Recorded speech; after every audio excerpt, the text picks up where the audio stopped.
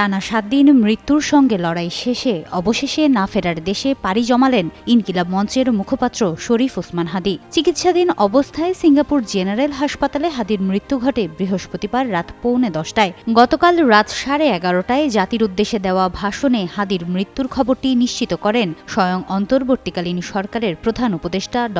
মোহাম্মদ ইউনূস। ইনকিলাব মঞ্চ থেকে জানানো হয়েছে, শহীদ শরীফ ওসমান হাদীর প্রথম জানাজা সিঙ্গাপুরে অনুষ্ঠিত হবে। বৃহস্পতিবার সামাজিক যোগাযোগ মাধ্যম ফেসবুকে দেওয়া এক পোস্টে সংগঠনটি এ তথ্য নিশ্চিত করে। পোস্টে বলা হয়, শুক্রবার সকাল 10টায় সিঙ্গাপুরের দ্য আঙ্গালুয়া মসজিদে তার প্রথম জানাজা অনুষ্ঠিত হবে।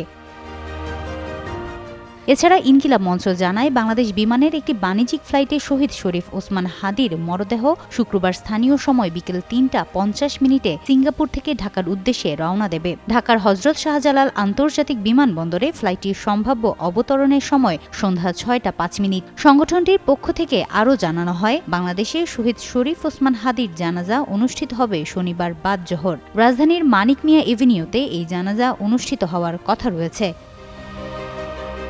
জুলাই গণ-অভ্যুত্থান পরবর্তী সময়ে অভ্যুত্থানের ইতিহাস ও চেতনা ধরে রাখতে তিনি প্রতিষ্ঠা করেন ইনকিলাব মঞ্চ, যা অল্প সময়ের মধ্যেই একটি শক্তিশালী রাজনৈতিক ও সামাজিক প্ল্যাটফর্মে পরিণত হয়। হাদীর মৃত্যুর খবরে গেল বৃহস্পতিবার রাত 12:30টার দিকে রাষ্ট্রপতি মোহাম্মদ শাহাবুদ্দিন এবং প্রধান উপদেষ্টা ড. মোহাম্মদ ইউনূস গভীর শোক প্রকাশ করেন। এছাড়া রাষ্ট্রীয়ভাবে আজ দোয়া এবং আগামীকাল রাষ্ট্রীয় শোক কর্মসূচি পালনের আহ্বান জানানো হয়েছে।